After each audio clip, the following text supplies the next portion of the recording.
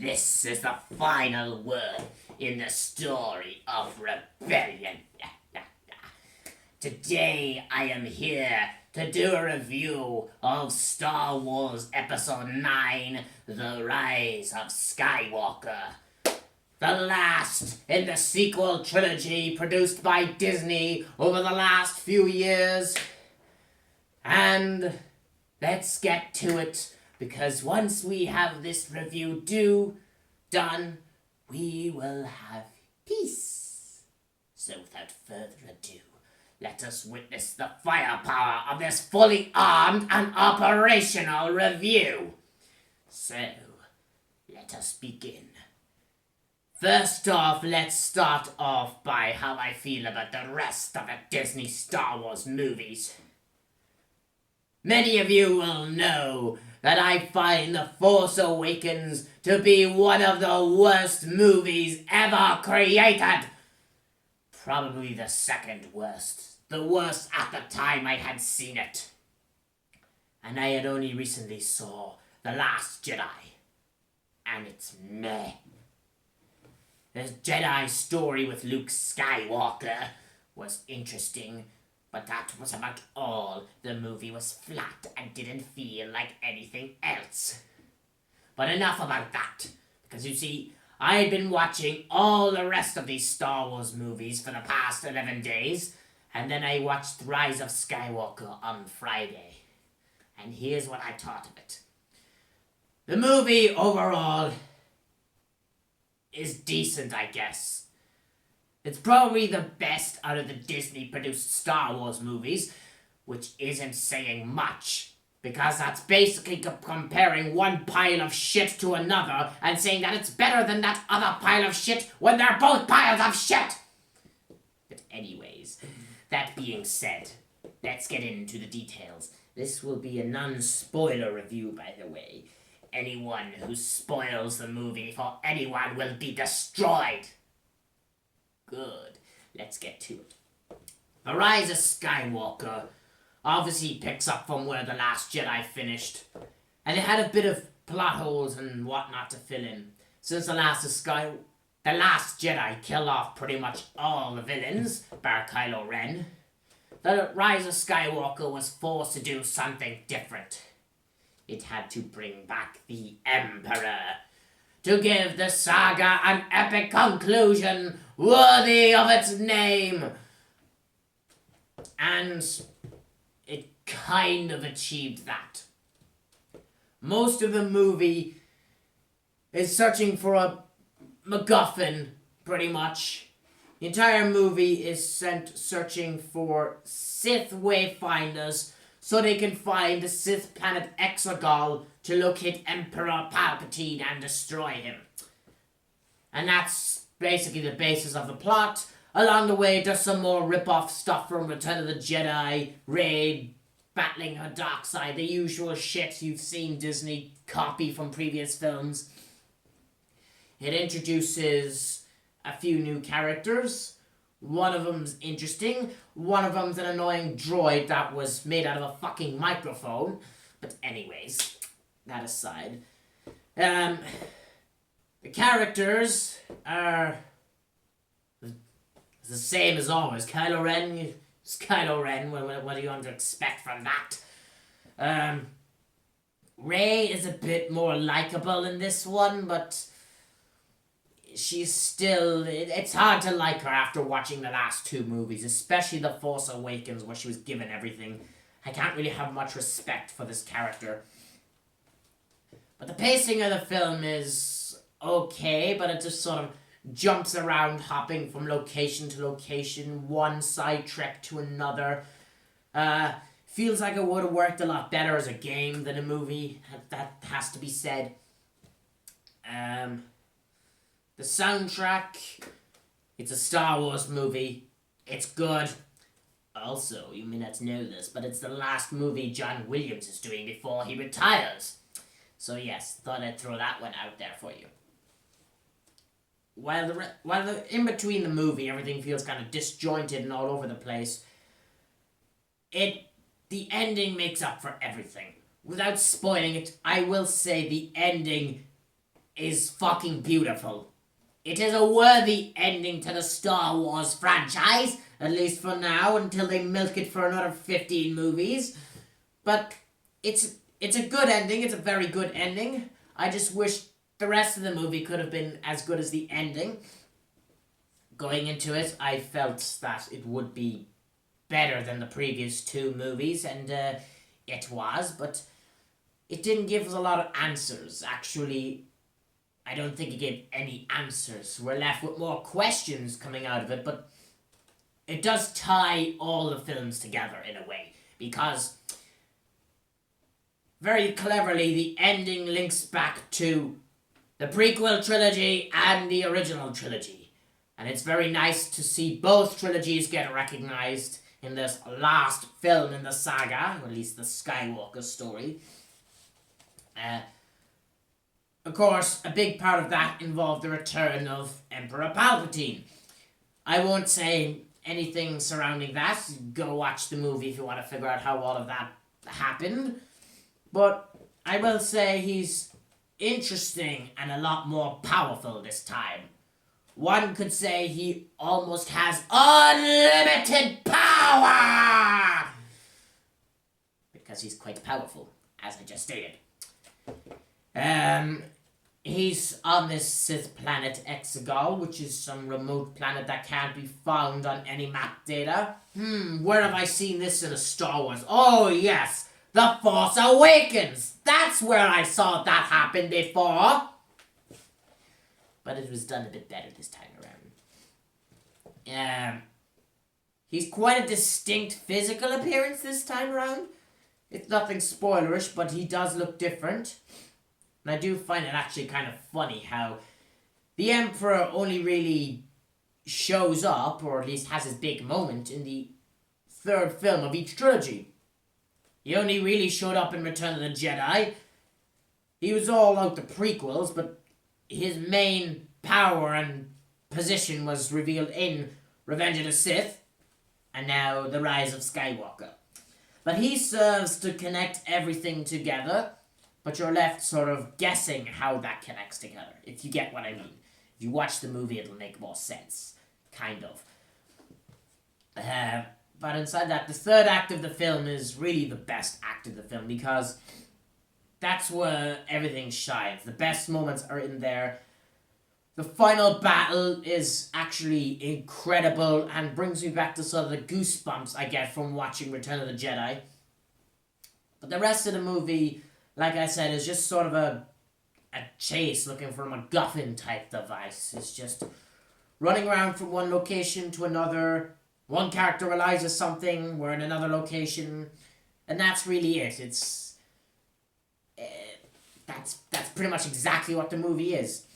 In terms of how it concludes the stories of the characters we've seen in the sequel trilogy,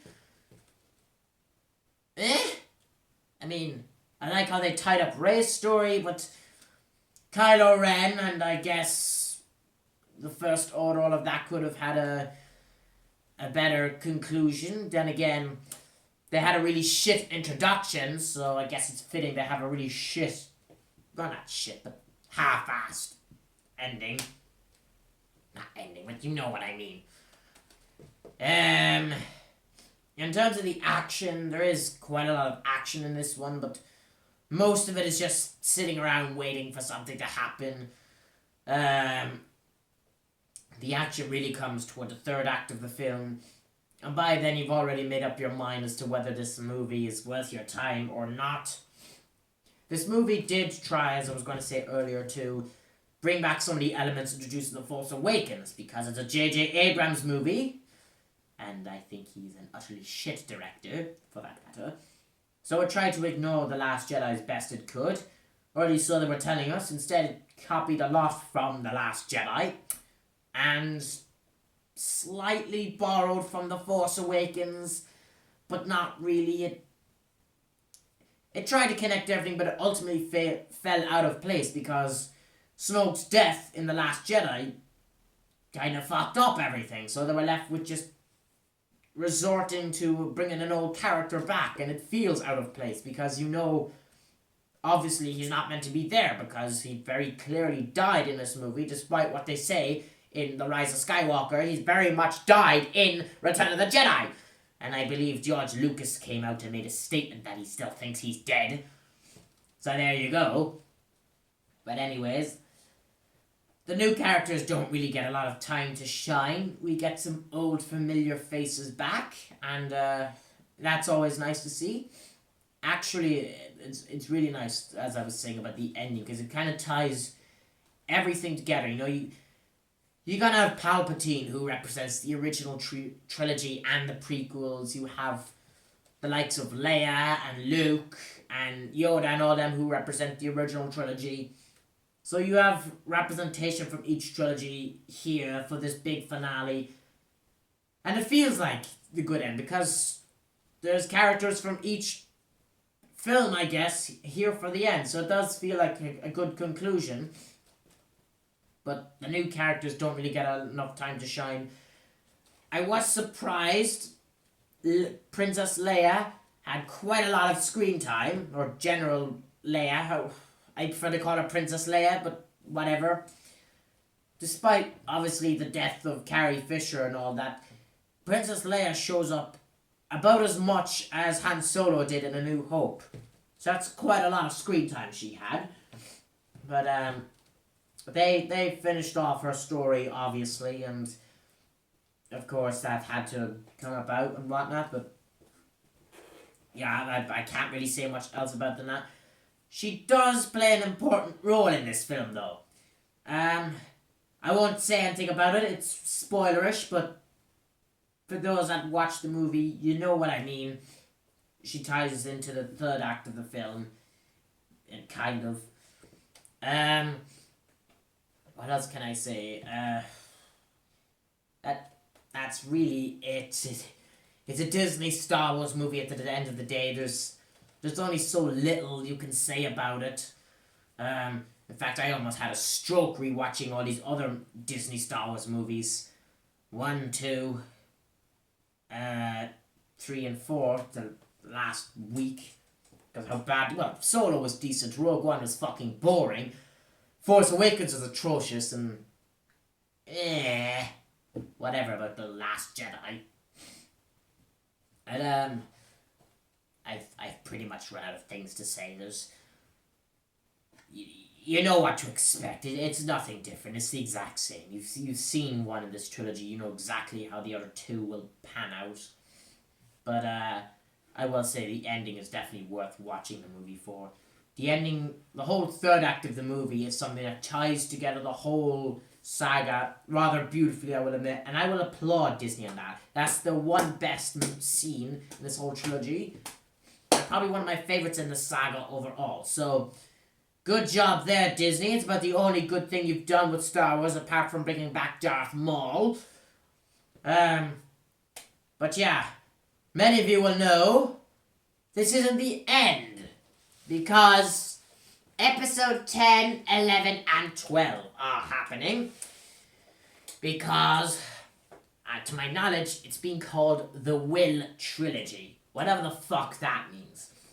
It's coming from Rian Johnson, the director of The Last Jedi, and the writers of Game of Thrones Season 8. So, you know, we might as well call it the shit trilogy. And I think that's what we will officially call it. But they're calling it the Will Trilogy, apparently.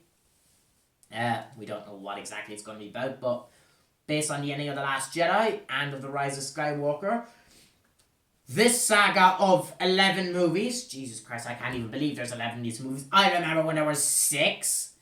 But anyways, this saga with all the characters we know is finished, and it's set it up for the new generation of characters to take over and for the story to go from there.